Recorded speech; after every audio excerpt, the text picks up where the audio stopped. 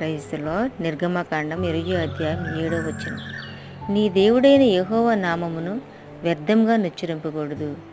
యెహోవా తన నామమును వ్యర్థంగా నుచ్చరింపవాన్ని నిర్దోషిగా ఎంచడు.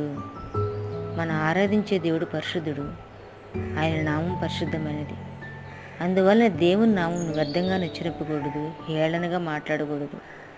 దేవుని నామమును, దేవుని వాక్యమును మనము గౌరవించి ఘనపరచాలి. ఎందుకంటే దేవుని నామమును వ్యర్థంగా నుచ్చరింపవాన్ని నిర్దోషిగా ఎంచడు. వాడు ఎప్పటికీ కూడా దోషిగానే ఉంటాడు. మనము దేవుని సన్నిధిలో ఎందుకు దోషులుగా నిలబడాలి? మన తప్పిదములను క్షమించడానికే కదా యేసుక్రీస్తు వారి లోకానికి వచ్చింది. మనము చేసిన తప్పిదములు దేవుని సన్నిధిలో మోకరించి మన తప్పిదములను ఒప్పుకోవాలి. అప్పుడు దేవుడు దోషులను నిర్దోషులుగా ఎంచుతాడు. ఆమేన్.